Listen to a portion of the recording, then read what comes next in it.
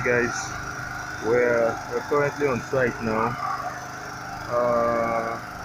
Ongoing installation for a 2.5 kVA solar and inverter system, and then these are the panels still on ground now, waiting to be set up. So it's always ideal to go solar with the rising cost of diesel and petrol and all of that. Not also excluding the increase NEPA tariff.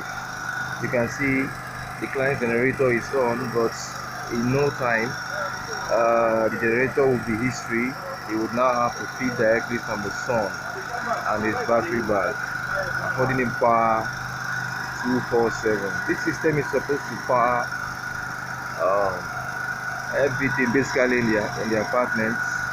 It's a 2-bedroom apartment with deep freezer inclusive, standing fans, TV sets, laptops, light points, blender, microwave, game console, and the rest of them. So you can be rest assured that with this, he's certain of power all day long. I'll keep you guys posted as installation proceeds. The technicians are already on the roof.